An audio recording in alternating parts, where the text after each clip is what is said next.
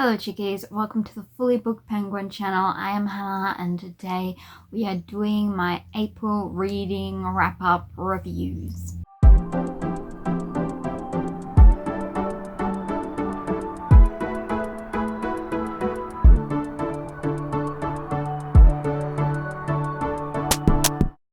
Now you may be asking yourself, why are we in this place? Why are we here?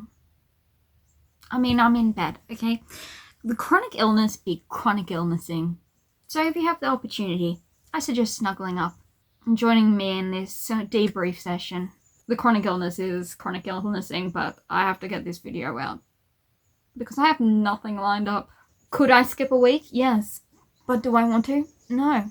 Plus, if I leave it too long, we'll be well into May and I wouldn't have reviewed all these books. Out of the 8 books on my TBR, I got to 8, but I only finished 7. So the one book we didn't finish, I got to page 92 of Love and Law. So I will probably finish it in May, just because I've already started it. May as well finish it as well. The birds be going crazy. Deliciously, what are they going crazy about? Otherwise, the other physical books we had on our list all got read. As I say, we're very low energy today. I managed to do eyebrows, mascara, lips. That's where we're at.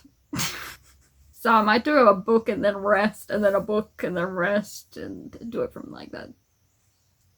Also, English might not be the only language I speak. I might speak gobbledygook as well during this video. Because this little cell, this singular cell I have inside the cranium,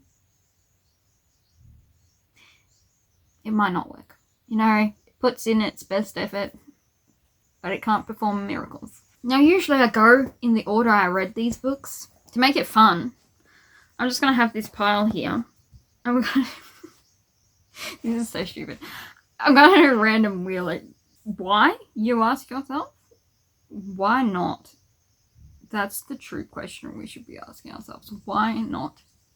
In this economy where fun needs to be grasped, why not? First book we're going to be reviewing is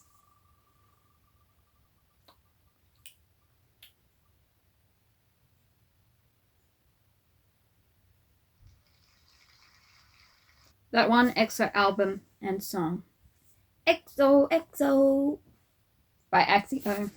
We are following Jenny, who is a cellist. And we also kind of check in with a dude named Gyeoeul, who is a K-pop star. In this, we have Jenny. She bumps into Gyeoeul, doesn't know who he is. She's not really in the K-pop zone, scene. She's in the classical music scene. And she's kind of burnt out. She loves cello, but she doesn't put the heart behind it. And her uncle's like, you know what? You need to have a life. Or have a life, pretty much. Says, get a life. And no, he doesn't. He's nice enough. But anyway, bumps into this bloke. They spend an evening just chilling out. And then he disappears and ghosts her. And then she ends up in Korea and going to a school there, like a music performing arts school in Korea for, I think it's a semester. So it follows Jenny, her relationship with Gyeoeul, and her friendships with people at the school. And then a couple of members of Gyeoeul's K-band, not K-pop group, K-band, and it's called XOXO. The name of the band. Yeah, it's kind of her friendships with the different people. So this book, XOXO, is very like teen romance. As in, I'd say it's very teen in its depth. There's also content in it, which I wouldn't suggest for those who like clean fiction. Even though I've seen several people review it who are clean fiction reviewers, and they didn't mention any of these points, which I guess I can tell you straight up. It has crude insult. It does rather crudely call a girl certain derogatory terms. And then we also have a lot of makeouts, a lot of sexual innuendos and like suggestiveness, and also one fade to black scene where, you know, clothes are removed and then they straighten the clothes afterwards, just to be aware of if you want to truly like kisses only thing. This goes further into, yeah, the suggestive tones and a fade to black.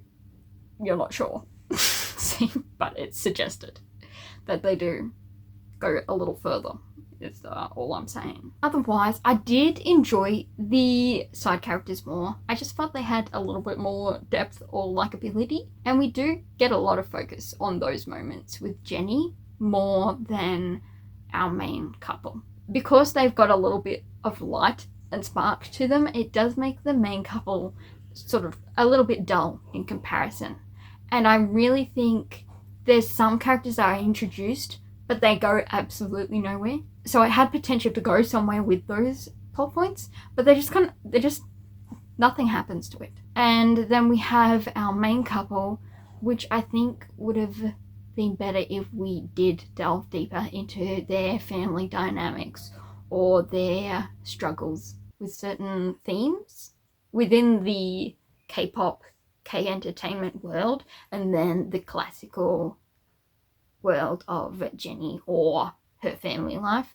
It could have delved further into that. The third act conflict, or the final act conflict, was really abrupt and then abruptly ended the book. And so it felt like we were having all this stuff where we're touching on tons of stuff, not really delving into anything, and then we have an abrupt thing, and then it's the end in the next 2 chapters. There was so much potential to delve into some of these family dynamic plots, or into the more Korean entertainment, like toxicity and commentary on that, but we kind of get nothing really.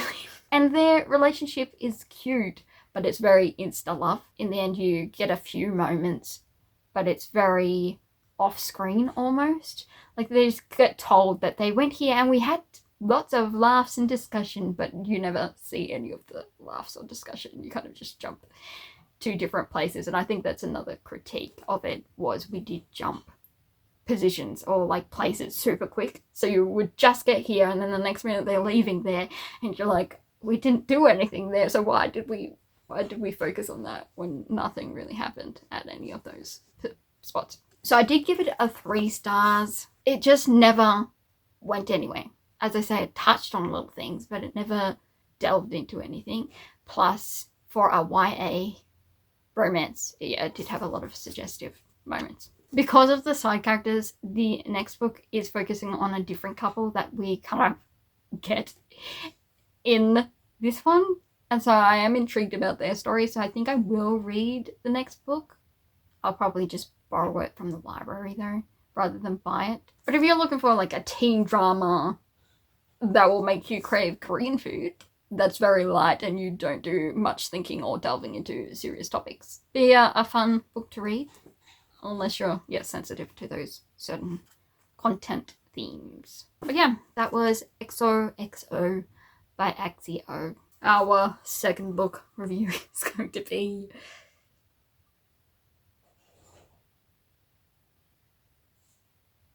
Nancy. Nancy drew mystery stories, The Mystery at Lilac Inn. And this is by Carolyn Keene. It is a middle grade mystery. So in this we are following Nancy, who goes to this inn that a friend of a friend or her friend is opening up and trying to get sorted, but mysterious things keep happening around the inn that disrupt them opening or send their maids packing, and they're like, what is going on here? Also, a lot of murder attempts on Nancy, and she's like, why indeed? And honestly, she does face death at nearly every turn. It's a lot of drama, but also a lot of confusion. So in this, Nancy faces so much drama, so much danger, and so it gets to the point where people are like, you can't go anywhere alone. Like, none of you can go around by yourselves. And what does Nancy do? She always goes off on her own. Plus we have a doppelganger sort of situation happening, and she still goes out on her own, and other people are like seeing Nancy, but are they seeing Nancy? It was just, she was very unwise in this. The mystery is revealed right near the end, and I'm still not sure it makes much sense. There's also a dude in this who's so suspicious from the beginning, as in, not suspicious, but suspicious, and I could tell everything that was happening up until a point where I'm like, I have no idea why these people are being suspicious. I just know they are suspicious. And there's no real clue until the end, I'm pretty sure, for what the main mystery is. As I say, there's barely any time to linger and breathe, because it's just drama after drama, event after event. There's explosions, there's theft, there's people hiding things, there's, I don't know why they didn't inform the police kind of moments. A lot of silly decisions, a lot of highly unbelievable moments. So it was just a bit of a fever dream, not really, but it was crazy. And the fact that these bad guys kept trying to kill Nancy at every turn, and they were high-tech attempts, but at every turn, she just managed to escape. It was, it's just so funny. But yes, it is the weirdest Nancy Drew I've read so far. So yes, I can see it being a thrilling read for a middle graders, at least in this time period. I don't know. Middle graders of now, middle graders of then, very different people. And this is like an older series, so it's got very vintage, like, references. So as an adult, I can see that as a vintage child, I would have loved it. Probably, because it's a lot of action. I gave it a 3.5. For what it was trying to do, it did well. I have 3 more Nancy Drew that I own, and I'm not sure. We'll see how the next 3 go. But I do think I like Trixie Belden over Nancy Drew from the ones I have currently read. As I say, I'm still working through Trixie Belden, but I think it just varies from book to book a lot, because they are all different authors under the same pen name, whereas I believe Trixie Belden is the same author. And then it switches halfway through the series, but same author. I don't know what I'm talking about. 3.5 stars for Nancy Drew, The Mystery at Lilac. What a journey that was. Alright, we're going to do one more and then I'm going to have a rest. The next book we're going to do is going to be Penelope, which is Villains Are Destined to Die by Gwon, Gyeoeul. This is the novel version of a manhwa series I am loving. In this, we are following Penelope, who is a duke's daughter. Only she is possessed by a real world person, because Penelope is actually the villainess in an otome dating sim game. So there's 2 versions of the game. There's the normal version where you play as, what's her name? Yvonne, and so she charms the main characters. It's sort of one of those cases where 2 of them are brothers, so it's more winning over her family, and then the other 3 characters are love interests. However, you can also play on the hard mode, which is Penelope, who is the adopted daughter of the Duke. They kind of bring her in after Yvonne disappears. And so she's the adopted one, but she's not exactly accepted. And because she's not exactly loved, then she acts up. But we're discovering she may not have been as big a villain as first assumed in the first normal mode playthrough. But the girl who enters the game, she does not want to be there. She just escaped an abusive family, and now she finds herself with another abusive family. So she's like, oh, great. Get me out of here. But according to the game style, she must reach an ending in order to escape, or that's her hope, her wish. Now, I really like the writing style in this. I really enjoy a lot of Korean light novels. They're in a style I enjoy. As I say, the chapters are giant, but there's little breaks. So this one has that little thing. And they're quite often, so it's almost like you have a bunch of tiny chapters within a big chapter. So it really doesn't feel like that much. And also, the action moves quickly. I just had a lot of fun reading the novel version. Of course, I know the story from the manhwa version, but this one does have a bit more depth. A bit more into Penelope's thoughts and reasons and a bit more detail to the story. And Penelope is such a fun but no nonsense female lead, so she doesn't put up with stuff. She has this banter in her little head as well, and yet she also has this deep-seated sadness and exhaustion that I, as a chronic illness, many years in it person, I relate to exhaustion really well. So if you have a character that is exhausted but still fighting, that is going to be the chronic illness sufferer's like main character. That is a character that I relate to. Okay, so it does have some very serious themes like bullying, abuse, child neglect, slavery, and I wouldn't say it necessarily comments on it. Even though Penelope doesn't agree with a lot of it and she's suffering from the bullying and the abuse, she sees the world she's entered as a fictional world. So she's not trying to revolutionize anything, she's just trying to escape it because to her it's not real. So why would she try to revolutionize a world that she's going to be leaving and doesn't actually exist?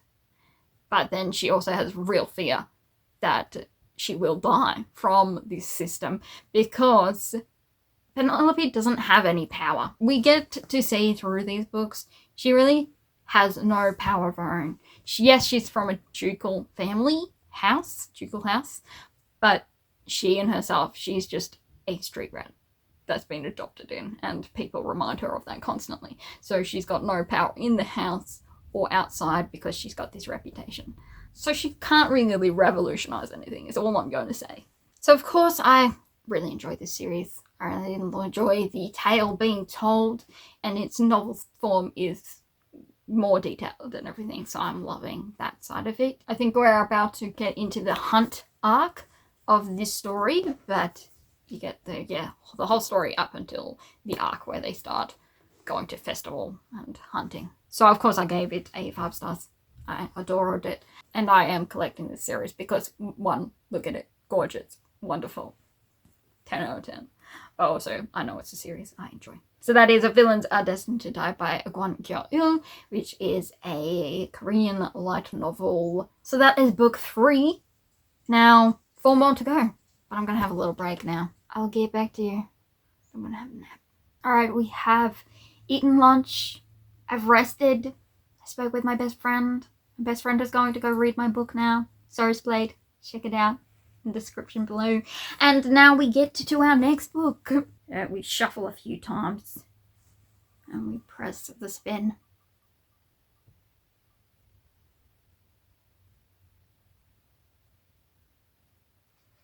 Lattimore! Or, in a commoner's language, Miss Lattimore's Letter by Suzanne, Allain. This is a Regency romance.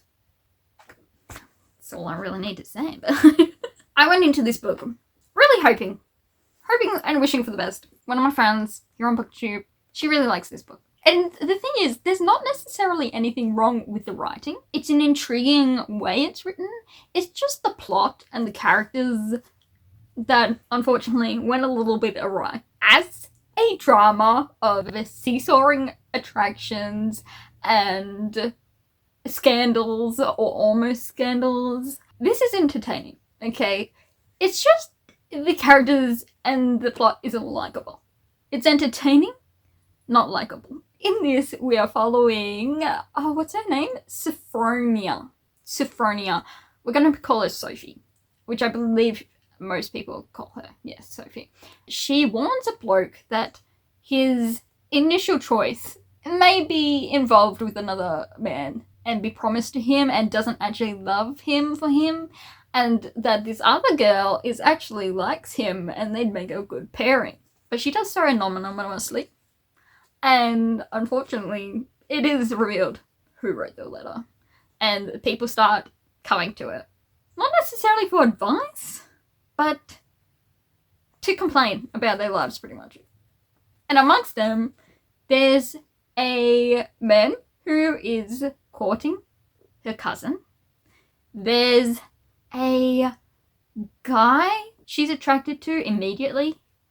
And has been attracted to, but we don't get much details into it, just that she finds him attractive. And then an old flame that ghosted her pretty much, another lady and her husband, and then there's quite a few different couples, but every couple seems to have another, like every woman seems to have another man on the side. So there's a lot of love angles in this. And if you know anything about me, I'm not the biggest love angle lover. I like to keep my characters on the straight and narrow. Just one soulmate. Just a single person for everyone. Thank you. I found it entertaining as a flawed character study. Everyone was flawed. And Sophie, one of the most flawed of all. Sophie judges everyone. Like, once I noticed it, I couldn't unnotice it. She judges everyone's looks. So she'll be saying, and this bloke is really handsome. And this bloke, he's not really as handsome as Bob Tucker, but, you know, his looks are okay. You know, he's probably got his character that speaks. So his character is great, but his looks not so much. And then we get to her judgment of children. She's like, oh, that kid is so, like, pretty, so handsome, such a little stunner. And then, unfortunately, his sister is a train wreck. And every person got a visual sort of attractiveness scale. And I was like, girl, we don't need to go around judging everyone's looks. Like, I know we're in an era where you had to weigh up attractiveness, money, peerage, you know, all that sort of stuff. But every single person got an assessment. She is very critical of her own sex. She seems to find judgment in all their actions, when really she needs to focus on her own a little bit. For a woman with no prospects, she ends up with a couple of prospects. She's such a zigzagger. Oh, and the old flame relationship in this. Every single time they meet, she's criticizing his character. Fair judgment. But he's so fine to look at. Let's just ignore all the red flags. Because he's fine. And so she encourages this man's affections, even though he's shown pretty much zero remorse. Pretty much zero rectification of his character. And yet she's seriously considering him. And then we have the male lead, who, spoilers, isn't the old flame. And he's just unwise in the way he goes about stuff. He wonders why everything's going wrong when he's set himself up for failure. As for content, there is a lot of kissing. Honestly, all of them enter into scandalous situations. Things get pretty hot and heavy for one couple. There's also, you know, insinuation that they want to go further. But there's no open door scenes. Yes, the wish for marital activities. Every woman in this is the most, like, gives women a bad name. Because they are so fickle in their attractions. The women were just really frustrating, and the men weren't much better. Like, I get it. They need to get married. But when they're so obvious in their, oh, this bloke, and then they're like, oh, but this bloke, and then they're like, oh, but this bloke. It didn't shed women in a great light. And the men weren't swoon-worthy men. They were more cowards. Loyalness wasn't really high on anyone's radar in this book. So it made it hard to root for any of them, because they're all a mess. In the end, I feel like everyone got with the person that was the best choice for them. But it wasn't through their own wisdom or actions. It was just that, fortunately, the men didn't totally give up and the women finally made the right choice. Yeah, as I say, it's entertaining as a character study, but as a romance and as a book to cheer on or swoon over, not so much. Interesting character study. Oh, I never gave you the rating. I gave it a 3.5 stars. As I say, the writing was fine. It told the story that it wanted to tell. I just wasn't super interested in the story it had to tell because it was drama and not cheer on drama. It was these characters' drama. 3.5 stars for Miss Lattimore's Letter by Suzanne. Allain. I have a little square of chocolate. Chocolate.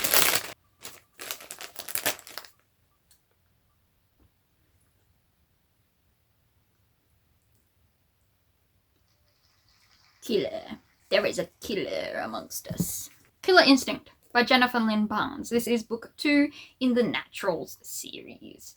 And it is a crime mystery young adult series. In this series, we are following mainly Cassie, who is a profiler, natural profiler, and she is taken in by the FBI to join this team of other teen naturals. They each have a different gift, except for Dean, who is also a profiler like Cassie. And so she joins the FBI team, and they're meant to look into cold cases and help out that way, but quite often the cold becomes the present, and they interview. So in this one, we have a killer that is mimicking a copycat initially who murders a girl. And the issue is that the original killer, serial killer, is the father of Dean, who is a member of the Naturals. And so they have to investigate Dean's father, go see him in prison, as well as more bodies start popping up, but not necessarily the same killing method. That's how the connection starts, but then other people surrounding that one initial victim, they start dropping as well. And then more bodies, more murder. Again, we're with our emotional trauma-wrecked teenagers that are all in the same house and all are standoffish, sort of working around each other, but not really as a team. They eventually get there, but even then there's some antagonistic feelings and some other romantic feelings. This one is still a bit of a triangle or angle situation.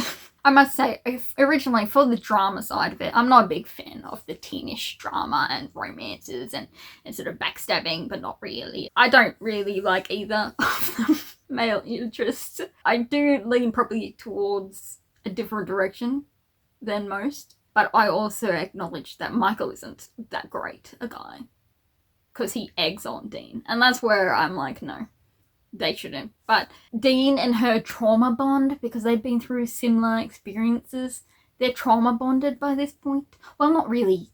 They relate to each other's trauma, so they help each other through their trauma. They have kind of been through the same traumatic events, but it's post their big trauma. So they've had a big trauma. Now they're just going through similar traumatic events together. But I don't think that's technically the technical term for trauma bonded. But they bond over their trauma. Anyway, so they have that, which means that really our main girl is into Dean. And she is attracted to Michael because he's hot. And she gets jealous of him maybe being with someone else.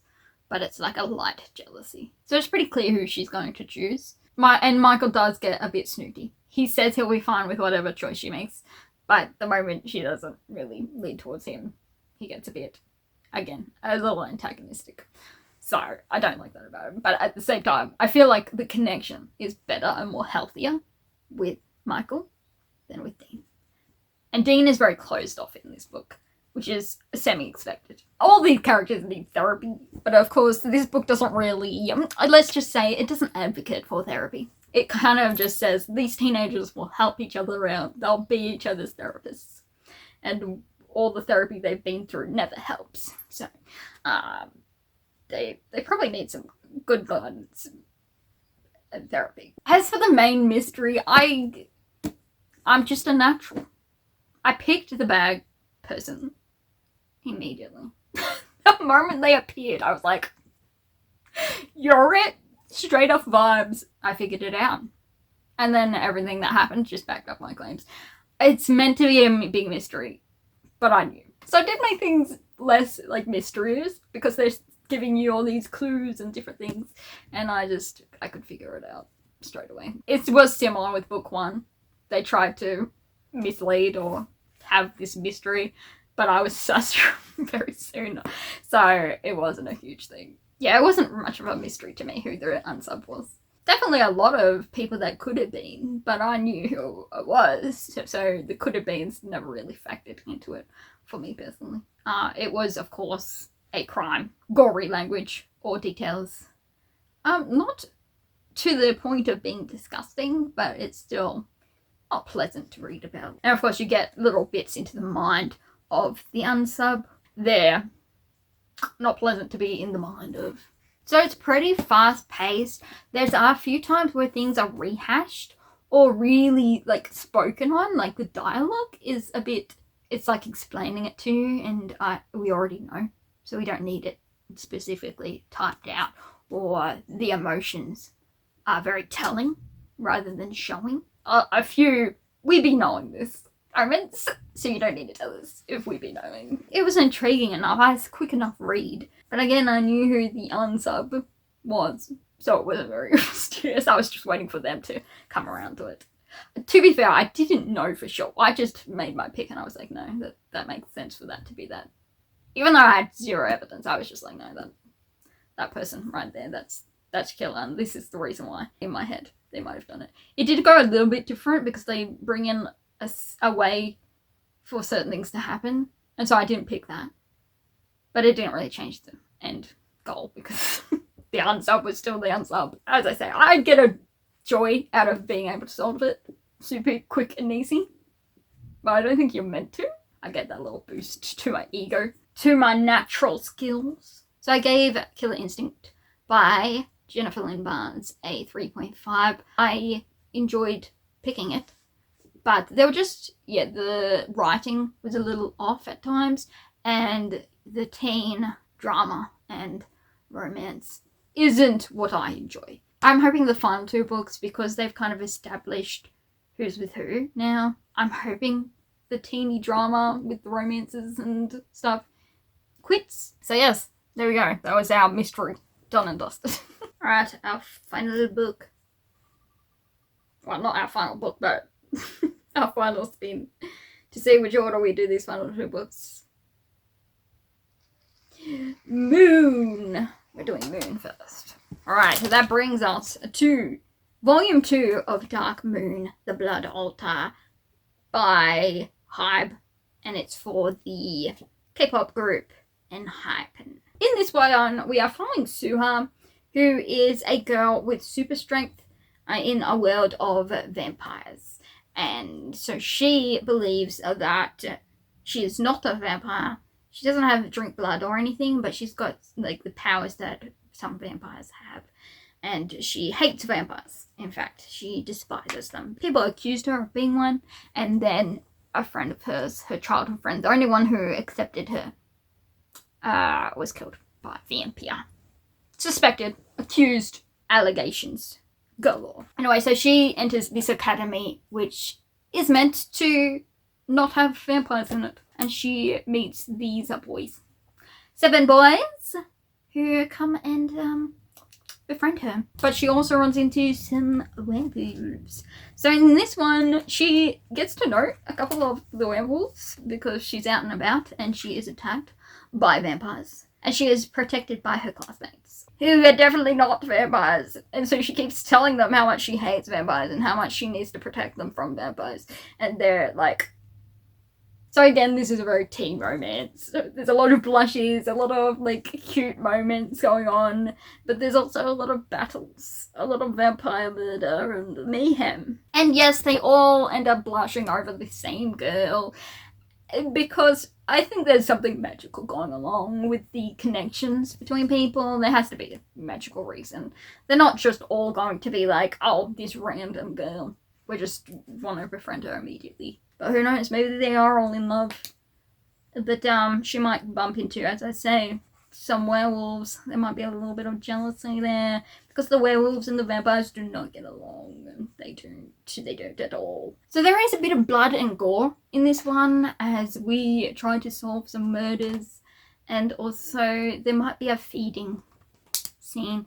And really, unfortunately, for our main boys, all 7 of them, their troubles could be solved if they just were taught a few manners, a bit of cleanliness. If they weren't such messy eaters, they could save themselves a lot of hassle, but unfortunately they are very messy eaters.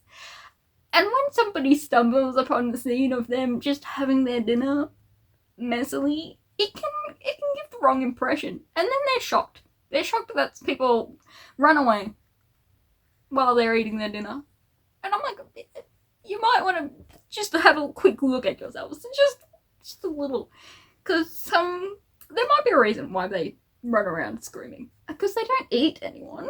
Now I find myself being a little disloyal because I really like the werewolves. This book is all about the vampires. And I'm here sitting there like, oh, the werewolves are so cute. They're adorable. Oh, we also have somebody mysterious show up. And so that's another battle near the end. And so, yeah, there's a lot of battles in this one. The first one was setting the scene, so there wasn't much going on. But in this one, wow, a lot of blood and fights. But yes, I am slightly disloyal because I'm a werewolf. To be fair, did we see this coming? Probably. In KM Shane's series, which has vampires and fae and werewolves in it, or shifters. I love myself to the werewolves over the vampires. Although, later series, I am enjoying that vampire. Because he's old and tired of life and bored. As I say, it's the chronic fatigue seeing a ancient being who's just like, I'm so tired and bored. And I feel for them. So I end up giving this volume a 4.5. I actually really enjoyed myself. As I say, the werewolves, vampies. The vampies do need a few napkins and some manners, but yeah, I'm really enjoying it, so I will probably continue with the series. And yeah, I'm really looking forward to exploring how they continue with this plotline. I believe there's a total of 7 volumes in the series, so I'll slowly get there. Wait until it's on sale probably, and then delve further into this tale. So it's just gonna go join its brethren over there on the shelf. 4.5 for Dark Moon, the Blood Altar. Alright, and our final book for April is going to be The Earl and the Fairy, Volume 2 by Ayuko and Mizue Tani. And this is a manga. It is a fantasy romance. In this series, we are following Lydia, who is a fairy doctor, and she gets wrapped up in this plot to try and earn the title of the Blue Earl or something? Blue Night Earl, yes. So there's several people who want to get the manor and riches of the Blue Night Earl. Edgar is the one that's really chasing it down for his little team. And the Blue Night Earl is meant to be able to see fairies. However, Edgar, who claims to be his heir, can't. And Lydia, of course, can see all the things and can help suss out the mystery of all the clues that are leading to this manor and, you know, the heirdom. It was another fun volume. The plot rushes on by, we get things done, and I am intrigued to see where it goes from here. We do get a few moments in this. Edgar, he's not a likable main character. He's a manipulator. He's a bit questionable as a male lead, and that does make him an intriguing, morally great character. However, it also doesn't make me like him. There's also a connection between him and his underling helper lady, which you don't really get in the first volume, but now that I've read the second volume, I'm like, oh, there's a connection there. What I felt was like the beginnings of like an enemies to lovers arc with Fairy Doctor and Edgar. Now I'm like, I don't think I want them to get together after Edgar's attitude and sort of relationship with this other girl. I think the artist of this manga series does touch on that because it is a manga series.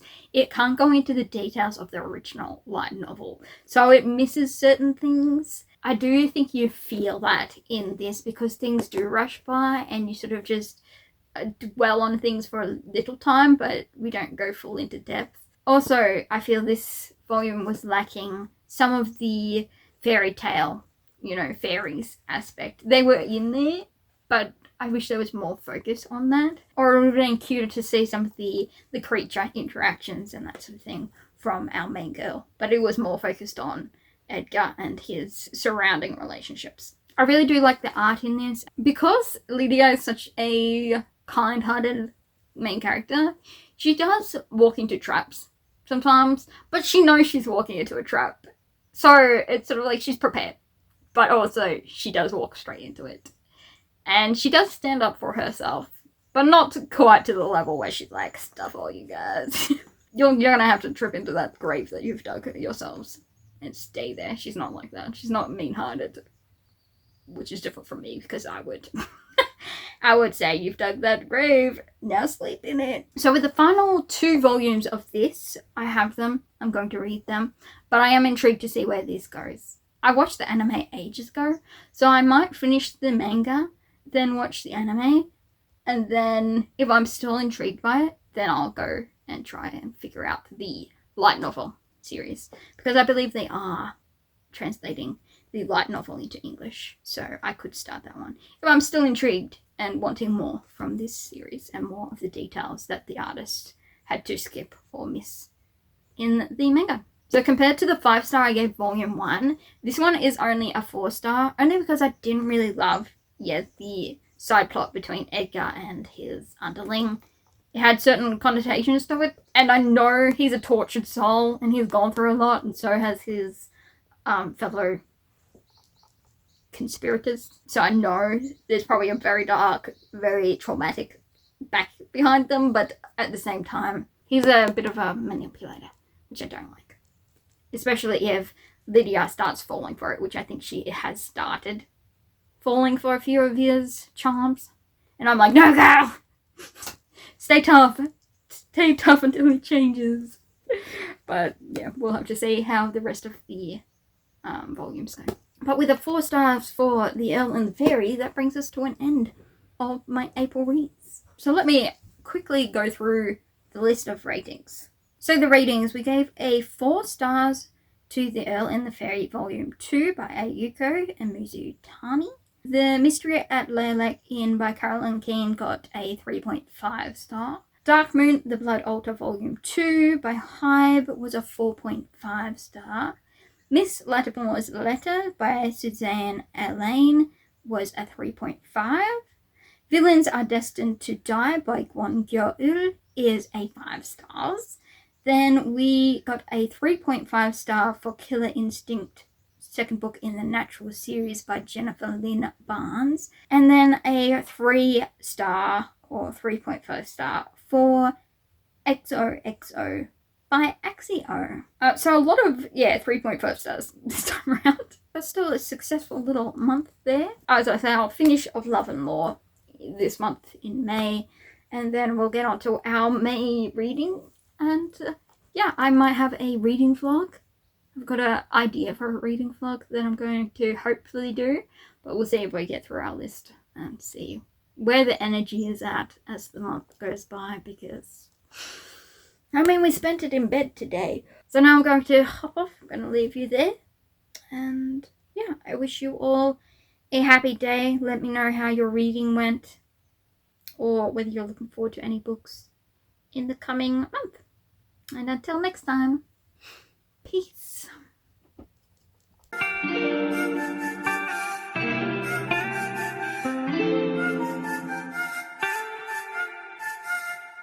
Tini ログ